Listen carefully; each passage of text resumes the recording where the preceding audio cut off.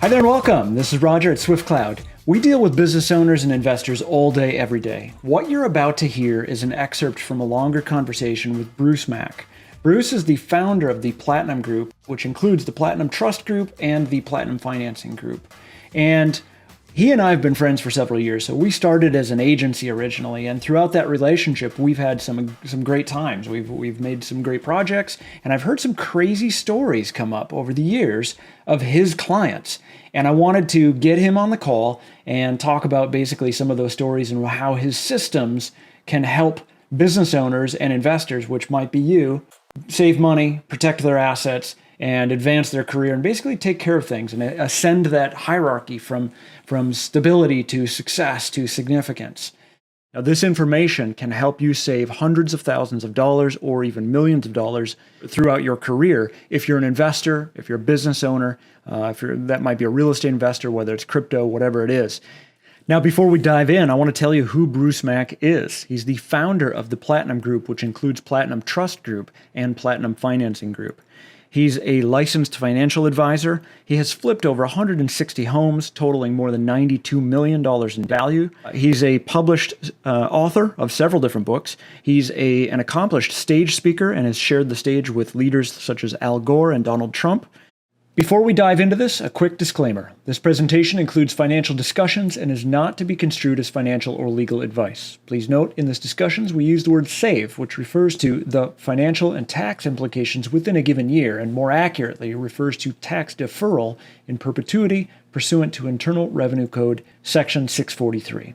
For formal tax advice, we recommend you seek the services of a duly licensed professional. Please refer to the complete legal disclaimer at the bottom of this page in which this video is embedded for more information. Hi there and welcome. This is Roger at SwiftCloud. We deal with business owners all day, every day. So Bruce, if there was a guy that owned a house, he's like 120 houses, two apartment buildings, something. What was that whole? Tell us about that guy. No sweat, Raj. There was this guy, married, very successful. The couple actually owned 140 single-family residences and two apartment buildings. And they were on top of the world financially, emotionally, and any other way you can think of, until one day they got hit with a lawsuit from one of their tenants, which, even though they had LLCs, they unfortunately ended up losing everything. Millions and millions of dollars worth of wealth was wiped out that quickly. And obviously the LLC didn't work. What about insurance? Well, insurance is great, and everybody should have liability insurance. And I strongly suggest that they have an umbrella policy as well. But there are many things that umbrella policies don't even cover. For instance, they're not going to cover a $6.9 million dog bite, a $49 million car accident, asbestos claims that we've seen for cottage cheese ceilings that need to be removed. I've seen $20 million, $30 million lawsuits, $13 million lawsuits for things like mold remediation. So these are what I call the big bingos, the big I gotchas that would never be subjected to a judgment or lien with a properly constructed trust like we've got. Bruce, I know a lot of investors and business owners have a corporate entity, even multiple entities.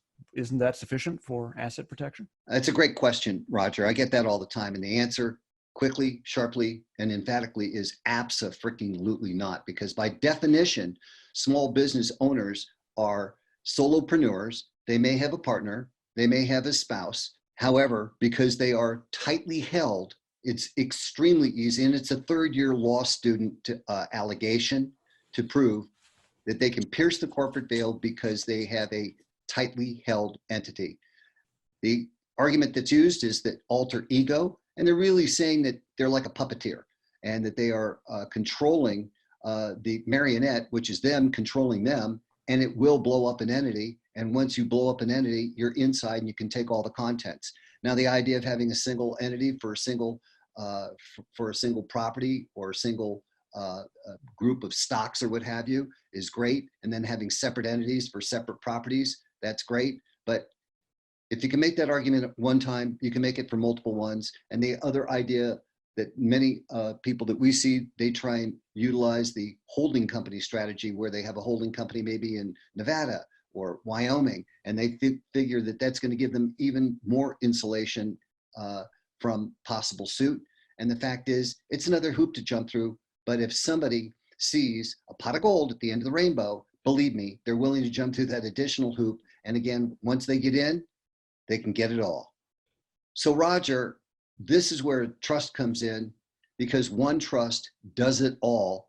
Every property, all your assets, I call them your planes, your trains, and your automobiles, everything goes into the trust, and everything is absolutely protected, where you do not need an entity. And frankly, what we advocate is that everything goes into the trust, and everything is therefore absolutely asset protected. That's your planes, your trains, your automobiles, your stamp collections, your properties, your stocks, your bonds. It all goes into the trust, and it's all completely protected at the highest degree. So therefore, there's no need for one entity, let alone multiple entities, which you're also paying for on an annualized basis, all the filing fees and the compliance and the oversight, i.e. the formalities, which could be another problem and another exposure for getting your entity blown up and therefore becoming what's called a disregarded entity. What I'm saying, Roger, is that they cast the entity aside because they crack into the corporate and pierce the corporate shell to get at any and all assets that are contained within, and or do that multiple times if you have multiple entities. It's that easy and simple. Let's say hypothetically, listening to this call, that you're maybe a business owner. Maybe you've got solid income and you're concerned about taxes. And you're like, okay, if these guys can save me some real money on taxes, I'll listen. I'll invest just a little bit of time and find out if this is, worth pursuing, right? Let's say you're concerned maybe about transfer of wealth. Let's say you're interested in asset protection. You've got, assets less than that. Let's say you're still building your career. No problem. Bruce, I'm sure, has other options for you, as well as financing. But for today's call, we're going to really focus on asset protection and tax mitigation and that kind of thing. Tell me about this case study here on the screen, if you would. Well, this is a case study of a doctor that we were working with. We have a number of doctors and dentists that are clients of ours. And in this particular case, this client was looking at a tax liability of $127,583. However, when everything was said and done, the bottom line of that client ended up being $15,143. Obviously, this was a substantial savings. And if you were to take that 15,000 versus 127, and let's just say in rough numbers, obviously over $100,000 a year.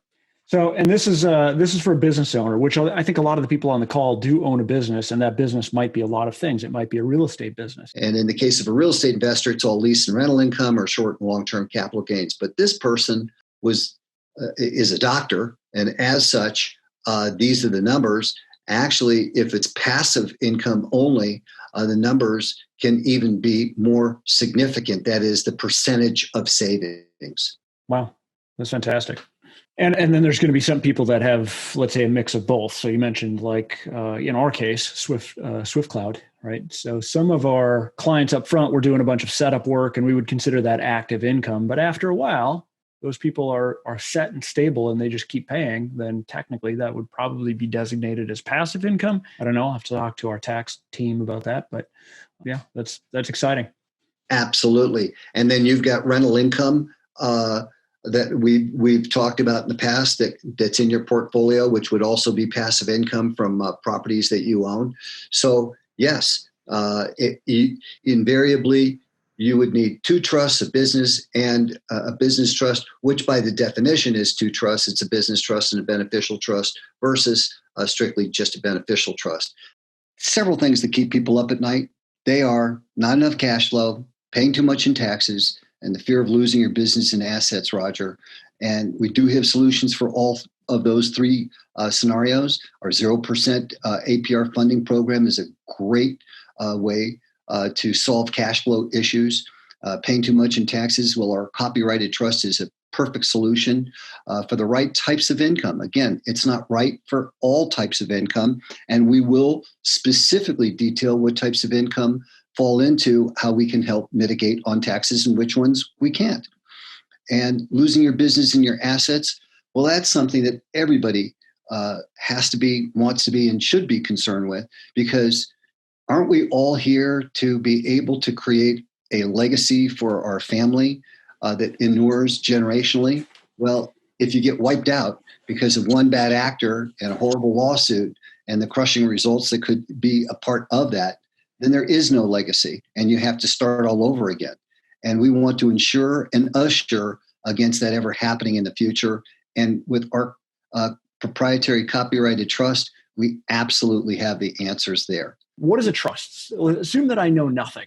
I've heard of trusts, and I've heard of these Kennedy dynasty trusts. I've heard of, like kind of these wealthy families. I have a few friends that are wealthy that have trusts.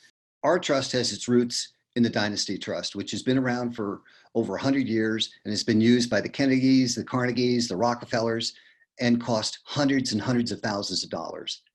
We now have a trust that is affordable, and it's ideally suited for entrepreneurs as well as investors. Let's start with some definitions so people understand what it is that we're talking about. And the first definition is that a trust, it's a contract, Roger, between the grantor and the trustee and the beneficiaries, which are three separate and distinct people, but in certain cases and in certain trusts, they can be the same person.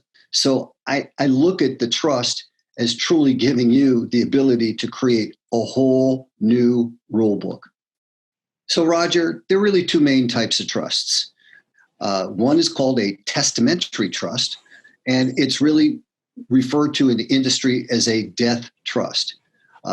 It's created in a will and does not exist while alive, and it will require probate, which is a court proceeding, which is also expensive, and that is monies that is taken out of the proceeds of the estate to pay for it. So probate is something you always want to avoid at all costs, because you can end up losing a sizable piece of the estate. With a death trust, the unfortunate reality is for just exactly what it says. It does not even kick in until the person expires. And if there are needs that are that need to be provided for while living, unfortunately, and depending upon how it's written, likely they will not be there and to be able to take care of things like potentially long-term health care or other financial needs and or crises that come up. Very problematic. Then there are living trusts. So first one is a testamentary trust, and then a living trust versus a death trust, which exists during your life. It avoids probate. And there are really then two different types of living trusts. There are revocable ones and there are irrevocable ones. And we will talk about and focus on the better of the two, which is the irrevocable one, because with an irrevocable, specifically designed type of trust like we've got, you have the quintessential and pinnacle of asset protection that cannot be taken apart. Revocable trusts, again, no asset protection. Irrevocable trusts, asset protection. Now let's talk about, as long as we're talking about asset protection, Roger, let's talk about entities that people are under the common misconception that because they have an entity, a C, an S, or an LLC, is going to provide them with the absolute best asset protection, and that's therefore they have nothing to worry about. Well, this is a common fallacy and a misconception. We want to talk about the solution, and our solution is the Titanium Vault Asset Protection and Tax Reduction Trust. It has many different components, but we're going to drill down on several of the key components that are within our proprietary copyrighted trust: the non-grantor, irrevocable, discretionary, complex, and the spendthrift provisions. Rockefeller said it the best: the secret to success is to own nothing, but to control everything. And that's exactly what we want to have happen for you. where you're in that same role like Rockefeller. Bruce, I hear all of this. Why don't more people have trust? What are the misconceptions stopping more people from getting a trust? Well, there are three common misconceptions that we hear all the time. So let me address those. Well, one of the major misconceptions is that I can't use the funds that are in the trust.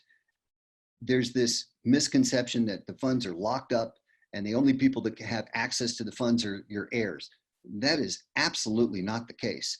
And that is the case with self-settled trusts because the funds are ostensibly locked up and there is not the ability to administer and administrate like you can over our specialized proprietary and copywritten trust, where you have the ability as trustee, because it is not a self-settled trust, to administer for utilizing it for any trust business. And that gives you wide range. Heck, trust business can be buying a car. It can be doing anything on a business basis, making acquisitions of other properties, buying businesses, selling businesses, virtually anything. Matter of fact, there's only three things that are not the business of the trust that would become taxable distributions. Simply stated, food, fun, and fashion. So if it's not food, it's not fun, it's not fashion, it is business of the trust and all inclusive. And the trustee, which would be the person who's on this call invariably, has complete and total access to those funds. Second, the common misconception is that these are very complicated, more difficult to administer than my LLC, my C, or my S. Well, that just ain't so, because C's, S's, and LLCs all require that you have corporate compliance that needs to be followed. Otherwise, the entity can be easily blown up, and that there's also annual filing commitments and fees, none of which have to happen with a trust. You set it up one time, and frankly, you forget it. It's done once it's done. Third, that this trust or trusts in general like this are only for the uber rich. And I would agree with that in the olden days, because the uber rich were paying in the hundreds of thousands of dollars for the type of inclusivity that this trust has, and the asset protection and the tax mitigation capabilities for those who qualify. What we've done is we've designed our trust for most entrepreneurs as well as investors. Simply stated, that's what we do. So when you guys take on a client, what is it to work with Platinum Group and Platinum Trust Group? So you don't just dump a kit into my lap and send me packing, right? It sounds like it's a little bit more involved. It is a partnership is the way we look at it. We do hand-holding and we walk you through the entire process and give you the whys and the wherefores. And we're there every step of the way to ensure that both the setup as well as the implementation on an ongoing basis is being done properly. That way, the bottom line is win-win scenario for the client. The next step to finding out if a Platinum Trust is right for you is to schedule your personal consultation. Here's just a few of the kind words that previous clients had to say. Hi, my name is Joe McConnell, and I just purchased the Spendthrift Trust 4 months ago. It is one of the best investments I have ever made. I was most interested in its ability to defer tax.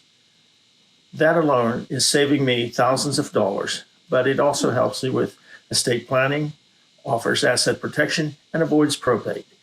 I give this program a 5-star rating. They have provided us all the guidance and instructions we need to make all the decisions to control and use the trust to its maximum availability. So if you're in the process of doing real estate, protect yourself, protect your properties, protect your family, protect your future. It is something that I can highly recommend. With the use of their proprietary trust, we're now able to greatly reduce our tax liability. Taxes are deferred in perpetuity. Now, as far as short and long-term capital gains, they're now put into the corpus of the trust. We have no use for a 1031 exchange anymore. We're just very happy and have the peace of mind to know that our assets are now fully protected. More importantly, Left a legacy to our children, our grandchildren, and our future generation. And that's just a small excerpt. Linda C. gives them 5 stars, says, "Great people, I love them." Kevin M. said it was a breeze working with Platinum Group. Bruce and the team go above and beyond. Crystal S. says, "I'm a real estate investor. I've been a client of Platinum Trust Group for 7 months. As an investor in multiple states, this trust eliminates the need to form different entities for each property, which is costly and tedious. This trust allows me to protect my assets, defer my taxes, and create generational wealth. This has been one of the best decisions I've made for my financial freedom." Take a moment and schedule your consultation today.